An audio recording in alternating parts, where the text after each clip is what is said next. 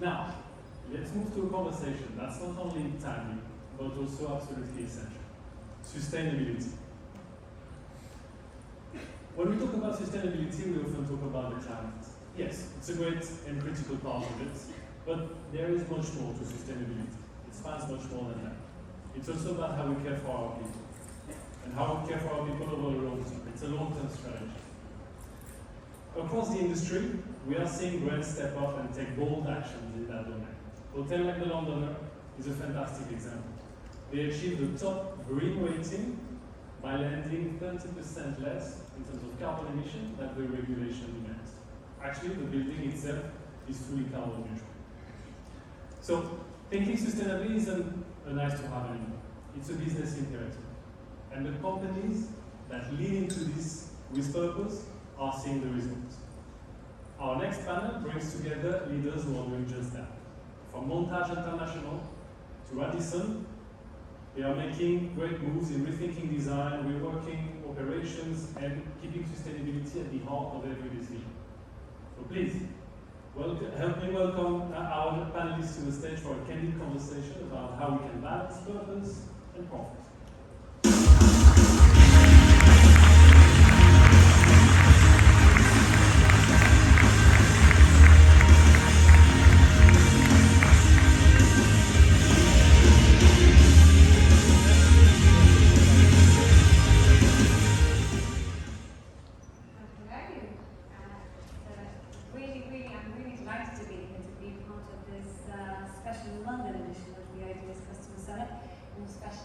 Joined by two distinguished figures in the session. And my name is Cristina Blaj. I'm the CEO and founder of Converge Consulting. We do profit management and sustainability for hotels. And I'm joined today by Laura Signa, who's the director of revenue management technology for the Radisson Hotel Group. How are you, Laura? Good to have you. Good. It's very exciting to be here today. First Converge conference and speaker, so it's very exciting. Wonderful, and I believe Sean doesn't need much introduction because he's already won a prize today. He's the Senior Vice President of Revenue for Montage International. Sean, great to have you. Thank you. Great to be here. Fantastic. Well, we've got a very different topic here to talk about today. Obviously, we're very conscious we're sitting in front of a great crowd of executives focused on revenue and profit. And we want to bring a little bit into the mix the topic of sustainability, because ultimately it is what's going to help us improve the future of our hospitality sector and drive more of that sustainable growth. I'm also conscious that very often when we speak to revenue managers, they think, don't really have much involvement in sustainability. It's not really my areas of expertise, or my remit, so to speak, to influence. And I think we've got a lot to tell them today, but they actually do. They have such a fundamental role when we talk about sustainability, because ultimately everything starts with revenue. Revenue is the core of our operation, and if we communicate transparently and effectively to each of our heads of operations, it's so much easier to plan and allocate our resources accordingly. But as we delve into this topic, I'd like to know, what's your view on some of the challenges that the hospitality industry is facing today on implementing sustainable practices? Laura, should we start with you? Sure. So on our side, I think one of the biggest challenges, obviously, what everyone is thinking when it comes to sustainability, so that the costs are very high. The implementation and the conversion of some of the practices to more sustainable ones comes with a high cost. And also with that comes also the unclear return on investments that some of the companies and some of those practices are facing, because yes, it comes with a high cost, but also at the same time we don't know exactly what this can bring, because this is the whole point, right? Nobody has really been doing much about it when it comes to hospitality specifically. So this can be tackled and should be tackled still, but obviously big companies rather than small hotel chains or small hotels have this responsibility to actually put through all of these practices and lead the way into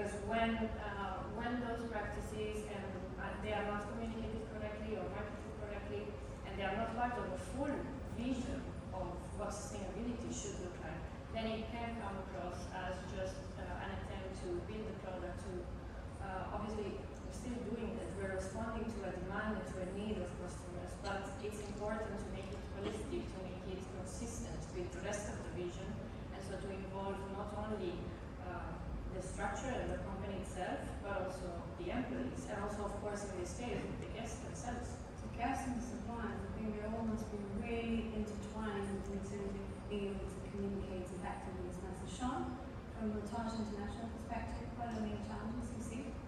Yeah, I think very similarly.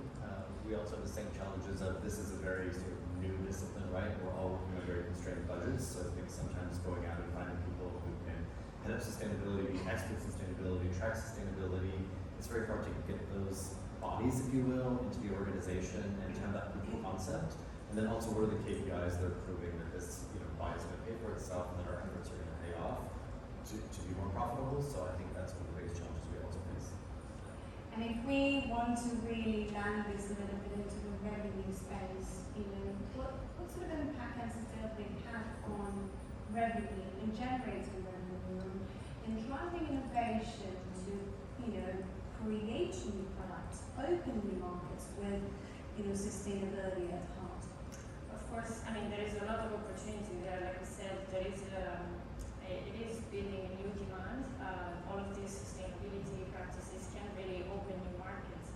And if we tap into this niche, that for now is still a niche market, but for sure it will grow. And obviously then, apart from the possibility of opening a new market, there is also an increase in terms of loyalty from those customers that sooner or later will find it not so much as a perk from a company that is giving me, it's going to be like a necessity, and it's already seen because sustainability taps into a lot of emotions as well, I guess. So it is still it can be seen as a value for them, and obviously then it's very important to them, and it taps a lot more into the loyalty of them and to those lifelong values that we can give to them. So on that perspective, what Radisson has been doing, and especially with the launch in May of the first verified net zero hotel, this is a huge milestone for the company and for sustainability and hospitality in general, because it is the first of its kind that basically building on all of the different practices that involves all of the different departments in the hotel. The Radisson Manchester City Centre is the first one that was launched in May. It's an hotel that is 100% carbon free, so all of the emissions are eliminated, all the emissions coming from energy sources are eliminated, and then also on, if you're familiar with the scope 1 and scope 2, so those are the energy related emissions, and then it's huge milestone when it comes to this is also that we're tackling the scope 3, so the operational emissions. So it's not only involving 100% energy sources from renewable energy, but it's also then tackling all of the different operational departments and making that sustainable as well.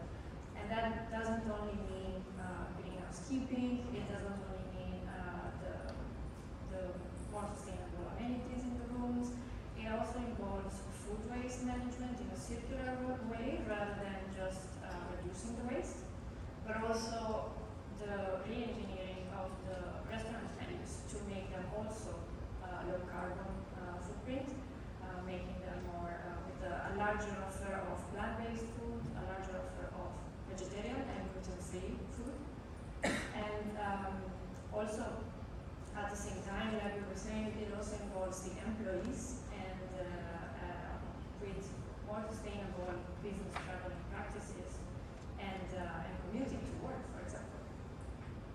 Wow, first net zero verified brand, right? Yes, so it is also important because obviously all of those, this net zero, it's a very because it's a third party company that is certifying all of the different aspects of this. So it's not just Radisson saying this, it is being certified. Yeah.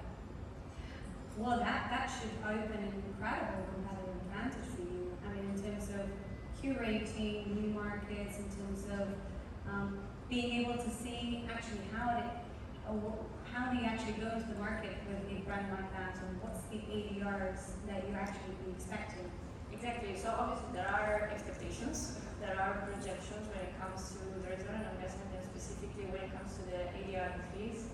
But obviously, like we were saying before, it is a bet in this case, because we know that when it comes to this kind of initiatives, there is limited data available in terms of benchmarking. So the expectation is high, but at the same time, we know that a lot of the improvements will also come from addressing these needs in advance, and the reputational advantage of that from the guest perspective. And so, obviously, like we said, there is a bit of there are those projections, and what we've seen so far is that it's creating a lot of interest in the guests when it comes to the website traffic, and yeah, basically this is what people are looking for, what guests are looking for. And I guess the guest expects us, to deliver more responsible practices. They expect us to lower their carbon footprint whilst they are with us. So the more visible, the better we communicate that value proposition, have a much greater impact on our reputation, our ability to attract. Sean, in your case, do you think what other sort of experiences can hotels be able to leverage, off the back of sustainability? What unique experience can they create to drive? Yeah, for sure. First, I want to thank iDeas for the after lunch spot. I see a few people sleeping. They're trying to make it slightly more entertaining. So just a little tiny bit about Montage International, just sort of give my perspective on the panel. So we're a North American brand, high-end luxury brand. So I think to your point, our customers are travel connoisseurs, so they really do expect the very basics of sustainability. I think the angle that I would bring as a commercial person in the organization is this idea of experiences, right? We're all talking about how experience is the new thing that's really driving the commercial engine. And so we're very fortunate to have very large resorts. And so the way that we're sort of leveraging, I guess, sustainability in a different way is that we have a lot of nature in our properties. And so we're really tapping into things like nature walks or bird watching or sustainability or retaining the wildlife and sort of the habitats around us. And respecting those, and then so that really does bring the guest in an experiential way that they can have that sustainability experience and actually like feel, touch, and be a part of it and feel good about it versus just an in-room amenity that's different or that sort of thing. And so I think those are ways that we put together packages or experiences or programming that drive the commercial interest in staying with us. Mm-hmm. And I think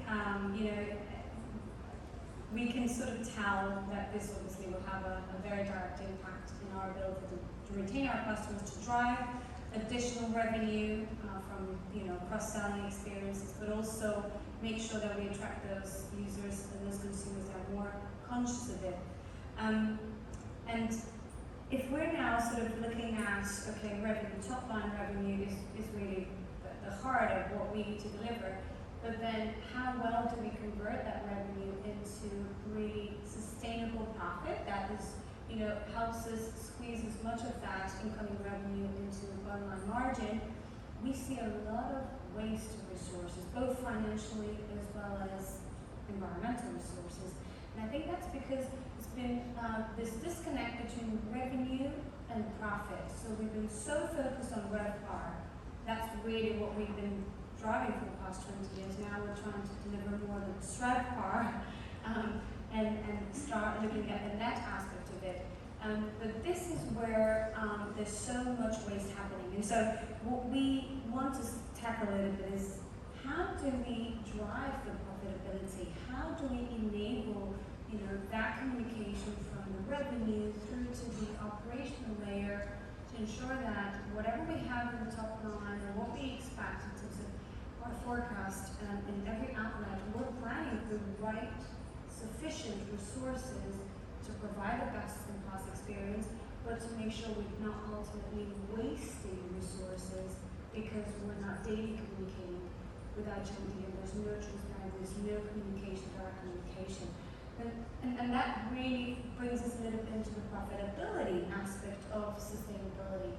It'll be interesting to know, and I know Laura has been sort of on this path with Radisson since maybe 2018, 2019, where you've been looking to deliver this more leaner business model, more sustainable, where you focus on the main KPIs, main cost centers in your P&L to go and address them directly, right? Staffing was one of them, and then food costs, and then environmental resources.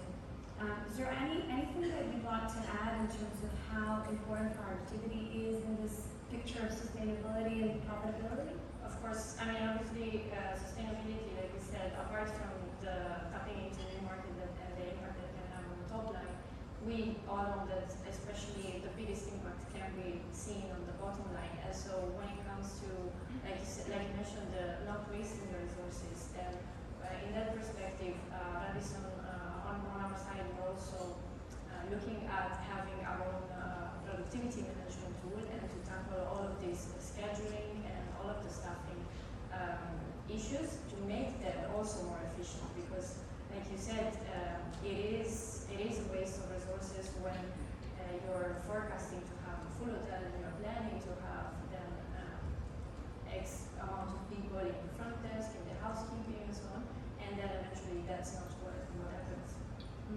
I remember we were at the HSMI event, I think earlier last year, and one of your colleagues was presenting a little bit of the impact of this productivity management paired with revenue management, and how you managed to save about over 2 million hours, worked hours, that you didn't end up deploying, that you didn't end up paying, that equated to about 64 million euros. So it's really tangible, right? The amount of saving that you can drive by taking and managing that resource as effectively as possible. And you now, most recently, you've gone on the route to also manage the environmental resources, so energy, water, chemicals, linen, everything that sort of falls into that environmental piece. Absolutely. It's like we're saying, it is a big machine in the hotel, and so it is important that it's not only the top line or the bottom line, that they work separately in parallel and they never speak to each other. It is important, obviously, that the two are connected, and that's the disconnection that you were mentioning before that we were having.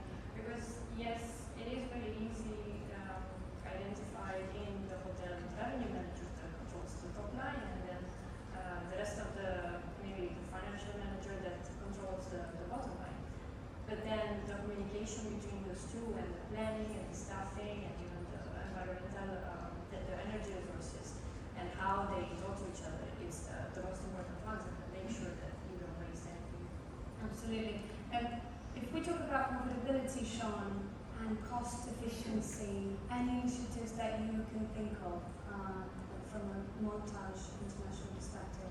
Yeah, absolutely. I mean, I think most of the people in this room probably revenue or commercial, and I think they're probably saying they're going like, what do I have to do with sustainability?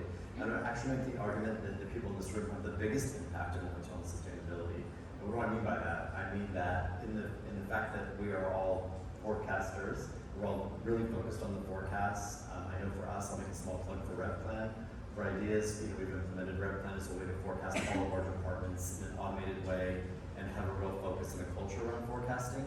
And I think that ultimately leads to better profitability because of what we're touching on, which is better staffing, so obviously saving the resources of the associates, better food ordering, better food waste, our amenities, pretty much every single thing is impacted by the forecast, right? Because the forecast drives everything that we do in the hotel, how we staff, how we order, how we do energy. And so if we are the best at that, then that will automatically have a knock-on effect to profitability because we won't have extra food waste, we won't have extra people coming in for extra hours. So I think that's the first thing that has a massive impact. Some of the other things we're trying to do in Montage is also, as you mentioned, taking care of our resources. So for example, Montage has Cabos in the desert where water is scarce.